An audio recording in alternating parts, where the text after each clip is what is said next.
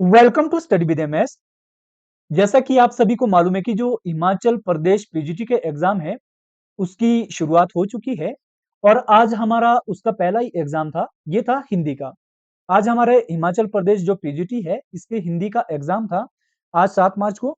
तो हम देखेंगे कि जो हमारा फर्स्ट पेपर है जो कि क्वालिफाइंग नेचर का है, जिसमें कि हमारे जो 35% का जो क्राइटेरिया है वो देखेंगे इसमें कि किस तरह के क्वेश्चन पूछे गए थे, क्या इसका लेवल था और हमें किस तरीके से अटेम्प्टेशन करनी है।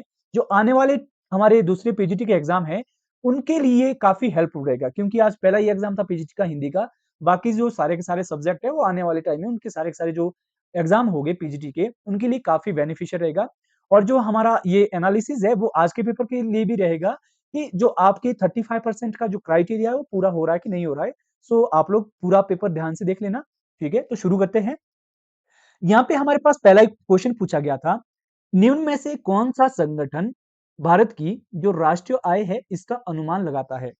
तो इसका जो सही आंसर था ये है ऑप्शन डी, केंद्रीय सांख्यिकी संगठन। जो सेंट्रल स्टैटिस्टिकल ऑर्गेनाइजेशन है ये क्या करता है कि जो भारत में राष्ट्रीय आय है इसका ये अनुमान लगाता है। कौन सा? ऑप्शन डी, जो ये सेंट्रल स्टैटिस्टिकल ऑर्गेनाइजेशन है। उसके बाद जो हमारा नेक्स्ट क्वेश्चन है ये मैच करने के लिए पूछा गया था। ये हमारे इसमें 5 ईयर प्लान है और इसके ऑब्जेक्टिव पूछे गए थे। इसका जो सही आंसर है वो है एक का हमारा 3 है और हमारा बी का 1 है और हमारा सी का 4 है और डी का 2 है। यानी हमारा जो ऑप्शन ए है ये राइट आंसर है। एंड नेक्स्ट क्वेश्चन है, ये भी हमें ये तो इसी का ही है। नेक्स्ट क्वेश्चन है, सार का जो स्थायी सचिवालय है, जो सेक्रेटरीट है सार का, ये कहाँ है? इसका है काठमांडू, यानी ऑप्शन सी इसका राइट आंसर है। एंड नेक्स्ट क्वेश्चन है, निम्नलिखित में से कौन सा देश जो बिम्स्टेक है, ऑर्गेनाइजेशन ये बिम्स्टेक है, इसका मेंबर कंट्री नहीं है? तो इसका जो राइट आंसर है ये है इंडोनेशिया। बाकी इसके सारे के सारे हैं। एंड नेक्स्ट क्वेश्चन है, ये हमारा स्टेटमेंट एंड कंक्लूजन है। ये देखना है कि कौन सा इसमें हमारा जो स्टेटमेंट है वो सही है और कौन सी गलत है। ठीक है, यहाँ पे हमारे पास जो पहली स्टेटमेंट है ये बोलता है कि जो ब्रिक्स बैंक है इसका मुख्यालय शंघाई चाइना में है। ये बिल्कुल सही है। और जो कथन बी है, स्टेटमेंट बी है, ये बोलता है सऊदी अरब, मिस्र, संयुक्त अरब अमीरात, ईरान और जो इथोपिया है ये 2023 में ब्रिक्स समूह में शामिल हुए थे। यानी ये बोथ राइट है, बी भी सही है और ए भी सही है। तो इसका जो सही आंसर आएगा वो आएगा ऑप्शन ए। कथन ए और कथन दो दोनों ही सही है। उसके बाद जो नेक्स्ट क्वेश्चन है ये भी हमारा स्टेटमेंट एंड कंक्लूजन से ही रिलेटेड है। इसमें हमारे पास पूछा गया है कथन एक में, बेल्ट एवं रोड इनिशिएटिव परियोजना को अक्सर 21st सेंचुरी का सिल्क रोड के रूप में वर्णित किया जाता है, जो कि ओवरलैंड गलियारा की बेल्ट और शिपिंग लेन की समुद्री सड़क से बनी है। ये सही है, कथन एक। कथन दो देखते हैं, चीन की समुद्री रेशम मार्ग समुद्र में उसके रणनीतिक लाभ को बढ़ावा या बढ़ाता है। ये कथन बी भी सही है। यानी इसका भी जो ऑप्शन ए है ये राइट आंसर है।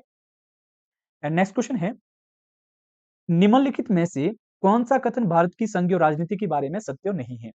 अब इसमें हमारे पास ऑप्शन है भारत सरकार के दो स्तर मौजूद है। ये बिल्कुल सही है, ये सही है, हमें गलत बताना है। ठीक है, इसमें केंद्र और राज्यों के बीच शक्तियों का विभाजन होता है। ये भी सही है। और इसमें संविधान की सर्वोच्चता होती है। ये भी सही है। यानी जो हमारा ऑप्शन डी है ये गलत है और अकॉर्डिंग टू क्वेश्चन हमारा ये राइट है। ठीक है, हमारा जो इसका सही आंसर आएगा वो आएगा ऑप्शन डी, ये सही है। ये क्या बात करता है कि जो भारतीय संविधान है ये छठी सची जो हमारी 6 शेड्यूल है इसके प्रावधान असम, मेघालय, त्रिपुरा और जो मिजोरम है इनके लिए विशेष प्रोविजन करता है। ये विशेष प्रोविजन तो करता है परंतु जो हमारा फेडरल पॉलिटिक्स है इसका ये कैरेक्टरिस्टिक्स नहीं है। ठीक है, तो ये ऑप्शन डी सही है। एंड नेक्स्ट क्वेश्चन है, ये भी कथन और निष्कर्ष से रिलेटेड है। इसमें क्या पूछा गया हमारे पास? कथन एक है, 1927 में कांग्रेस के लाहौर अधिवेशन में जो पूर्ण स्वराज्य है इसकी को कांग्रेस के उद्देश्य घोषित करते हुए एक प्रस्ताव पारित किया गया। मतलब ये इसमें जो ये इसका मेन ऑब्जेक्टिव था, ये जो लाहौर अधिवेशन हुआ था ये बोलता है कि पूर्ण स्वराज्य को कांग्रेस का उद्देश्य घोषित करते हुए एक प्रस्ताव पारित किया था। ये तो सही है कि लाहौर अधिवेशन में हुआ था, पर ये जो लाहौर अधिवेशन है ये 1927 में नहीं, ये 1929 में हुआ था। ठीक है, यानी जो पहला है ये गलत है। और सविनय अवज्ञा आंदोलन की शुरुआत 1922 में दांडी मार्च से हुई थी। ये भी गलत है। जो सिविल डिसओबीडियंस मूवमेंट की शुरुआत है ये 1930 से हुई है। यानी जो कथन 1 और कथन 2 दोनों ही गलत है। ऑप्शन कौन-सा इसका? Option B is the right answer. And next question है क्वेश्चन नंबर 9। स्थायी बंदोबस्त लागू किया गया था। इसका जो राइट आंसर है वो है ऑप्शन ए।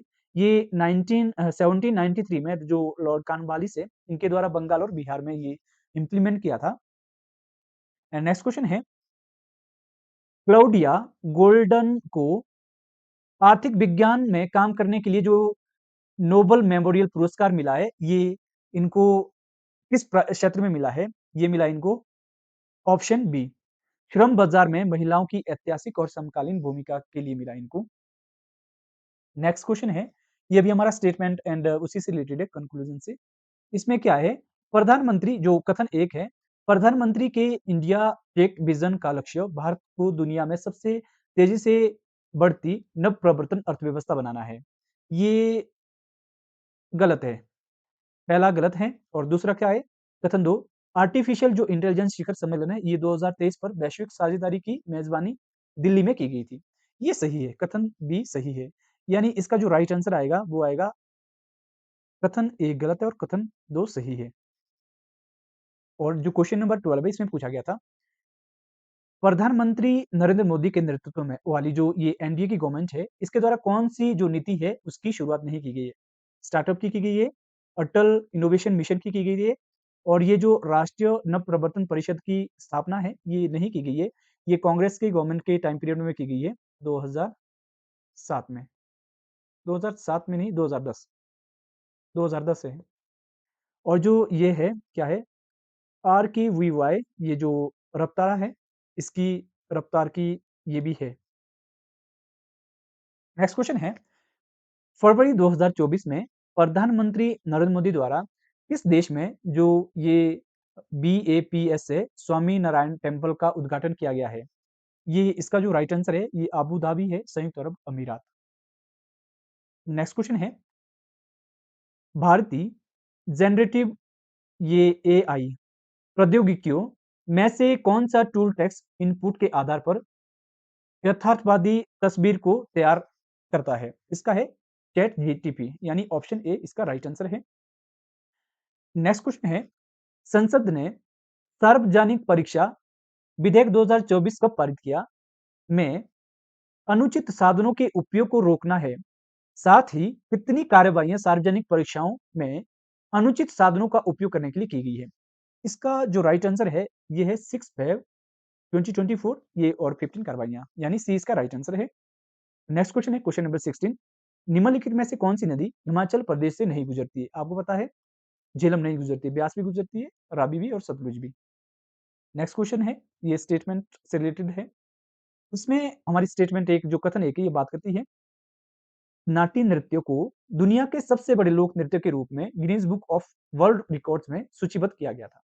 ये बिल्कुल सही है। कथन बी है कुल्लू नाटी नृत्य दशहरा पर किया जाता है, ये बिल्कुल सही है। और भगवान कृष्ण के जीवन और गोपियों के साथ उनकी रासलीला के से संबंधित कहानियों को दर्शाया जाता है। ऑप्शन बी भी सही है। यानी जो कथन ए है ये राइट आंसर है, कथन 1 और कथन 2 दोनों सही है। नेक्स्ट क्वेश्चन है, भारत का पहला आम चुनाव 1951 में हुआ था। निम्नलिखित लोगों द्वारा वोट डालने के साथ ये शुरू हुआ था। इसका जो सही आंसर है वो है ऑप्शन ए हिमाचल प्रदेश की चीनी और पांगी तहसील से। आपको पता है कि जो श्याम शरण नेगी है वो पहले मतदाता थे, तो वो चीनी तहसील से थे।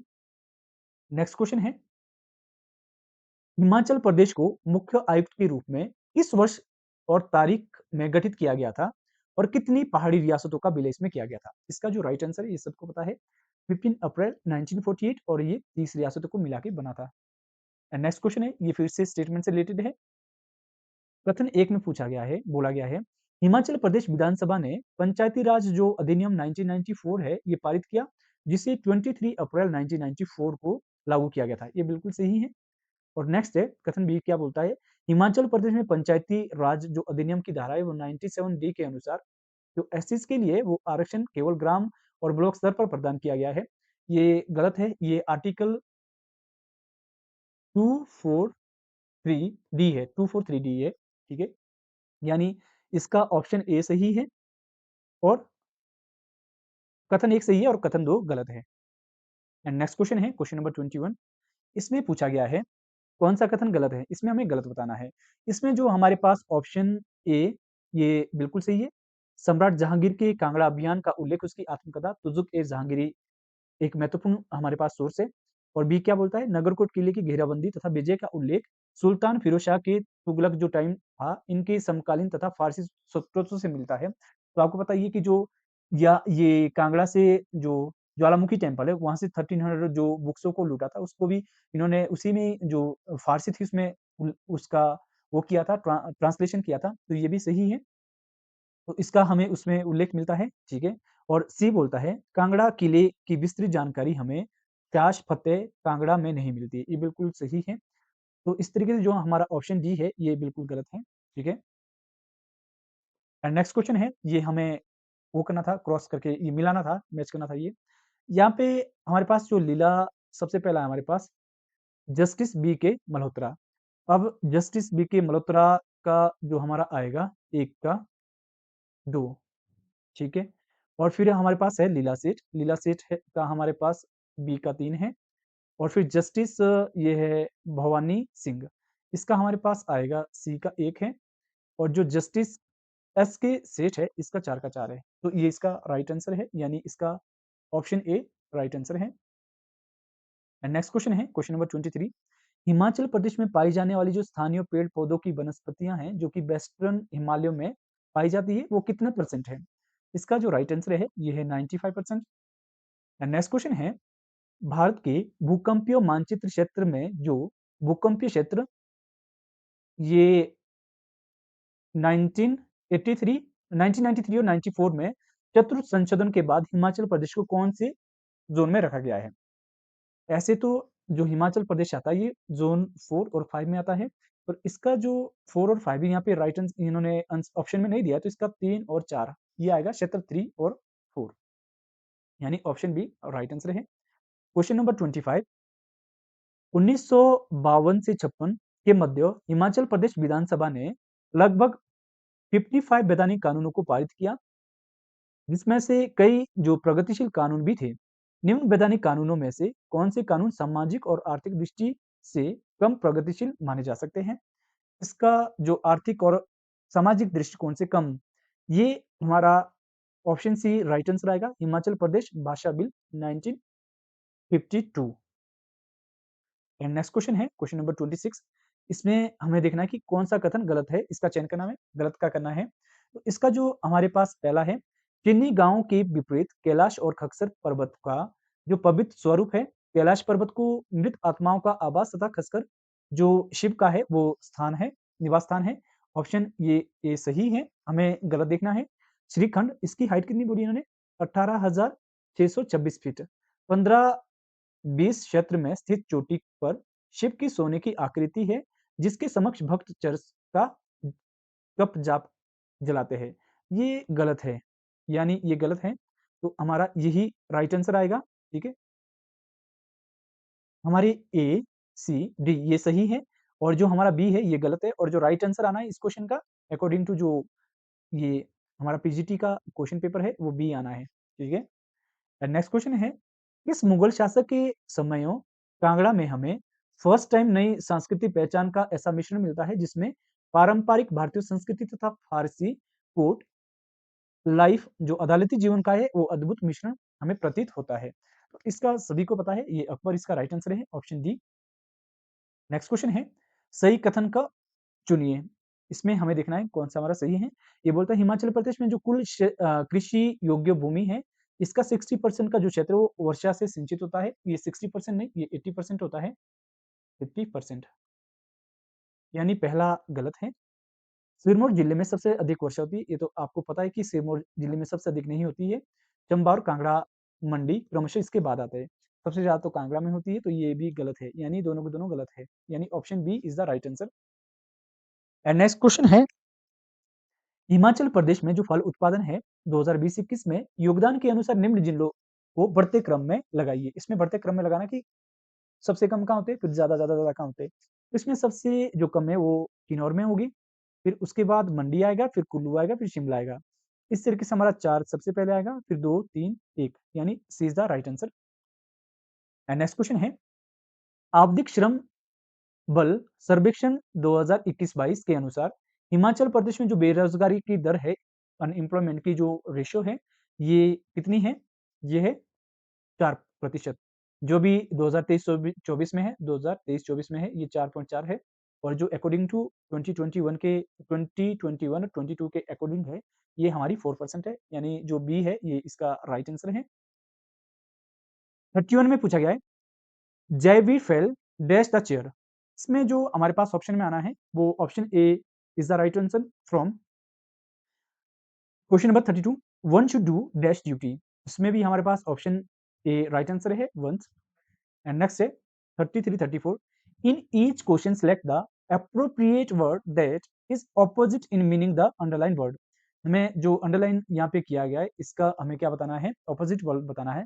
33 में क्या पूछा गया है? Ajay is first lecture in the class was chaos. इसका क्या है? Option C is the right answer, success. And 34 है, what people lack in the current time is compassion. इसका जो राइट आंसर है option D, indifference. And next है 35 and 36, read the following sentence and choose the part which has error. जिसमें error है, इसमें 35 का राइट आंसर क्या है? ऑप्शन सी है, the 4 cases have been. And 36 में क्या है? इसमें भी option C is the right answer, finance ministry was not. इसके बाद है क्वेश्चन नंबर 38 एंड 37 एंड 38। इसमें क्या है? Fill in the blanks which is the correct one word substitution. इसमें हमें वन वर्ड सब्स्टिट्यूशन बताना है। 37 में क्या है हमारे पास? The medicine prescribed by the doctor is considered to be the dash which cause all disease. इसका जो राइट आंसर है वो है panacea, is the B is the right answer. And next है question number 38, one who is a great lover of books in called. इसका जो राइट आंसर है वो क्या है? Option D is the right answer, bibliophile. इसके बाद है 39, 40, given below are some idioms and phrases followed by the 4 alternative meaning to each, choose the correct option। हमें किसका बताना है? हरक्यूलिन टास्क। इसका क्या है? जो 39 का राइट आंसर है वो है ऑप्शन डी, वेरी डिफिकल्ट। और जो 40 का है, फेयर एंड सिक्योर, इसका राइट आंसर है। जो 40 का है, 40 का कौन सा है? Option A, right. इसके बाद हमारे जो नेक्स्ट 10 क्वेश्चन रहने हैं वो हिंदी व्याकरण से हैं। क्वेश्चन नंबर 41 में क्या है? इस विकल्प के सभी जो पर्याय के रूप में उपयोग में लाए जा सकते हैं। जो 41 का राइट आंसर है इसका है बी, जो सदन, निलय, निकेत, मंदिर, धाम, ये सारे के सारे क्या है? एक दूसरे के पर्यायवाची हैं। नेक्स्ट है क्वेश्चन नंबर 42, वाक्यों के रेखांकित पदों और कारकों के निम्नलिखित युगों में से उपयुक्त है। इसका जो हमारे पास राइट आंसर है वो है ऑप्शन सी, रचना अपने मित्र को उपहार भेजेगी। ये कर्ता ने कर्म को, ठीक है, कर्ता ने कर्म को, इसमें तो को क्या है? कर्म को। नेक्स्ट है क्वेश्चन नंबर 43, सचिन आता होगा, इसमें कौन सा काल है? सचिन आता होगा, ये सामान्य भविष्य है, ठीक है, क्योंकि प्रेजेंट तो है नहीं इसमें और ना ही इसमें पास्ट है, तो इसमें हमारा फ्यूचर ही होगा। क्वेश्चन नंबर 44 है, निम्नलिखित में से निश्चित संख्यावाचक विशेषण का भेद नहीं है। जो हम क्या काउंटेबल नहीं कर सकते हैं, ठीक है। क्रमवाचक को हम कर सकते हैं, प्रत्येक बोधक को कर सकते हैं, परिणाम बोधक को भी कर सकते हैं। जो आवृतवाचक है इसको नहीं कर सकते, यानी ये हमारा इस क्वेश्चन का राइट आंसर है, ये इसमें नहीं आएगा, ठीक है। तो हमारा ऑप्शन बी आना था इसमें राइट आंसर। नेक्स्ट क्वेश्चन है, माँ आ जाती तो मैं चलता, वाक्य, यह वाक्य है, ये क्या है? ये option B is the right answer, संयुक्त। एंड नेक्स्ट क्वेश्चन है, समालोचन में है, एक हमारे पास इसमें उपसर्ग है और एक प्रत्यय, ये राइट आंसर है। नेक्स्ट क्वेश्चन है, व्याकरण की दृष्टि से उपयुक्त वाक्य है, इसमें हमारा जो राइट आंसर है वो है सी, मैं गुरुजन को नित्य प्रणाम करता हूं, ये इसका उपयुक्त वाक्य है व्याकरण की दृष्टि से। नेक्स्ट है, मैं कर रहा हूं ना, इसमें क्या है? मैं कर रहा हूं ना, इस वाक्य में ना अव्यय है, ये क्या है? एक निश्चय के अर्थ में है, डेफिनेट के अर्थ में, निश्चय यानी B is the right answer. Next question है, गांधी जी हमारे राष्ट्रपिता है, क्या है? गांधी जी हमारे राष्ट्रपिता है, आपका जन्म पोरबंदर में हुआ था। उपयुक्त उदाहरण में आया सर्वनाम आप है, ये जो आप है वो क्या है? मध्यम पुरुष है। नेक्स्ट क्वेश्चन है और ये हमारा लास्ट क्वेश्चन है। किस वाक्यों में सात शब्द का संज्ञा के रूप में उपयोग हुआ है? ये किसके साथ हुआ है? Option B is the right answer, बेटा ड्राइवर के साथ गया। ये क्या है? इसका सही आंसर है। ये हमारा आज का जो हिमाचल प्रदेश पीजीटी का एग्जाम हुआ था, ये इसके टोटल 50 क्वेश्चंस थे। और जो हमारे आने वाले पीजीटी के एग्जाम है, जो फर्स्ट पेपर रहेगा, उसमें भी सारे पेपर में 50 क्वेश्चन ही रहने और ये 4 टोटल यूनिट रहेगी सारे के सारे पेपर में। तो ये हमारी टोटल 50 क्वेश्चन थे। इसमें से लगभग जो 25 से 30 क्वेश्चन है, वो तो ईज़ी थे। और जो इसमें 10 से 12 क्वेश्चन हैं, ये बहुत ही ज़्यादा डिफ़िकल्ट लेवल के थे। और जो इसमें लगभग 10 कर क्वेश्चन हैं, वो मॉडरेट थे। 15 से 25 से 30 ईज़ी थे, 10 से 12 इसमें काफ़ी डिफ़िकल्ट लेवल के थे और 8 से 10 क्वेश्चन के लगभग इसमें क्या है, मॉडरेट थे। तो हमें लगता है कि जो हमें चाहिए थे, हमें तो टोटल अगर हम 50 में से 50 भी करते, तो हमें 25 सही चाहिए थे। इसके बाद भी हमारे नेगेटिव मार्किंग काट के हमारे 18 क्वेश्चन बच जाते हैं, 18 पॉइंट समथिंग बच जाता है। तो ज़्यादा टफ नहीं था, क्योंकि जो 35% का क्राइटेरिया है वो ईज़िली आप कर सकते हैं, जो ईज़िली क्वेश्चन है, अगर वही भी करते तो उससे भी आपका पूरा हो जाना था, वो 35% का क्राइटेरिया। तो ये हमारा क्वेश्चन पेपर था आज का पीजीटी का। जो आने वाले हमारे पीजीटी के एग्ज़ाम्स हैं, उनके लिए ये बहुत ही ज़्यादा हेल्पफुल रहेगा। तो आप लोग इसको अपने फ्रेंड्स के साथ भी ज़रूर शेयर कर लेना। अगर वीडियो अच्छी लगी तो वीडियो को लाइक एंड शेयर ज़रूर करना और जो चैनल है, चैनल को भी सब्सक्राइब कर लेना, जिससे जो अपकमिंग वीडियोज़ है, उनकी नोटिफ़िकेशन आप लोग को टाइम टू टाइम मिलती रहे। सो मिलते हैं नेक्स्ट वीडियो में। Thanks to watch.